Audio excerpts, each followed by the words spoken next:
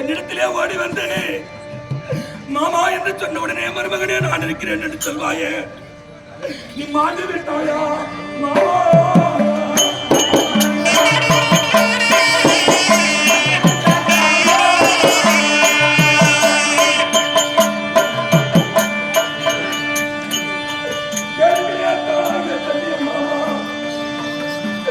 பாண்டவருக்காக படைத்துறைக்கு வந்தாய் மாமா. பாண்டவர் தன்னுடைய மைத்துனர்கள் தன் சகோதரி பெற்ற பிள்ளைகள் பாண்டவர்கள் படைத்துறைக்காக அழைத்திருக்கிறார்கள் என்று ஒரு அக்ரோனிசி அணையோடு வந்தாயே மாமா.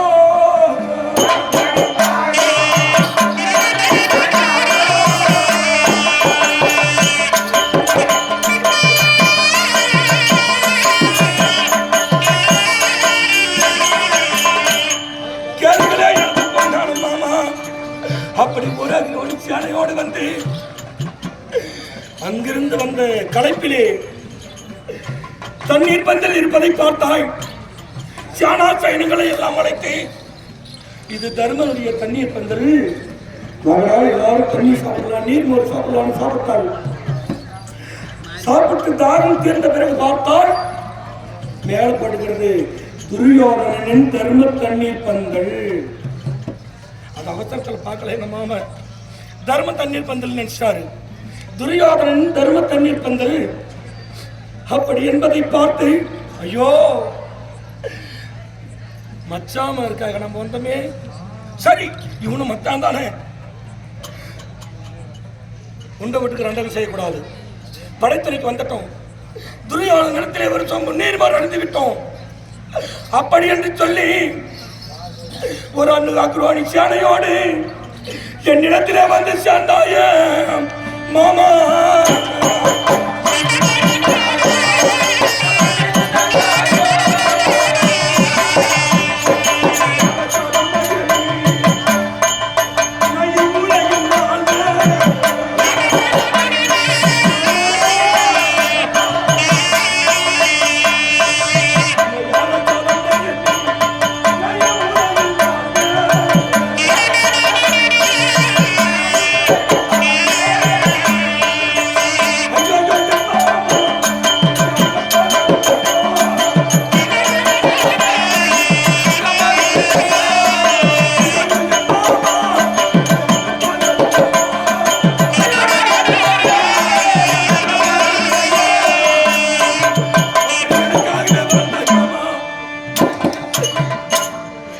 என்னிடத்திலே வந்து சேர்ந்த உடனே தந்தை பிள்ளைகள் என்று தெரிந்தும் அவர்களிடத்திலே போர் தடுக்க சென்றாயே மாமா.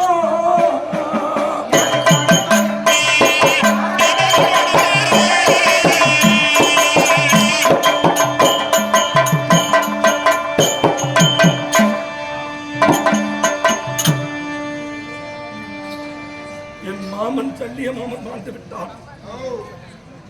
இந்த தப்புக்கு பிறந்த தேவடியா பையன் மாமா எங்கடான்னா குளிக்கு போயிருக்கிறான்னு சொன்னான்.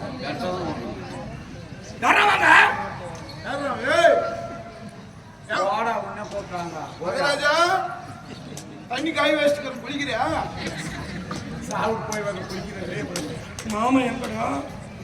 மாமா குளிக்கு போயிட்டாரு.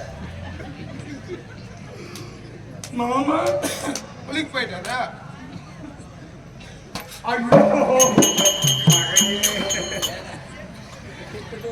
ஒரு நாளைக்கு வாங்குற தெரியுது. மாமா குளிக்க போனார்னு சொன்னேடா பாவி. மாமா குளிக்கலாம் ரெடியா போயிட்டாரு. அங்க பாடுறா செத்து மாமன் குட்டு தேவடியா பையா. மாமன் கண்ணு நிலாந்தா தானே கரெக்டா சொல்லிருப்பான். மகாராஜா மாமன் செத்து போய்க்கிறாரு. நான் கை காலம் ஒரே மாதிரி இருந்துச்சா, தருமதான் செத்து போயிட்டான்னு நினைச்சிட்டு கண்ணு தாயிலையா மனசாட்சியோட பேசுறா. ஏன்னா நம்ம கண்ணான அடிக்க தருமனும் உடம்பும் இந்த உடம்பும் ஒரே மாதிரி. ஆமா, நான் தூரத்துல இருந்து பார்த்தேன். ரெண்டு பேரும் சேமா கண்ணுக்கு அப்படிதான் தெரியும் தம்பி. சரி, கேமராவில் பாரு, அப்படிதான் தெரியும். நம் படைத்துணைக்காக வந்த எங்க மாமன். ஆமா, அதனால மாமனை அடக்கம் பண்றதுக்கு வழி பாடுறா. சரி சார், மகாராஜா சுடுட்டுமா பதிக்கிட்டு சாய்ஸ் ஏதோ ஒன்று பண்ணிக்கடா நீ பதிக்கிறது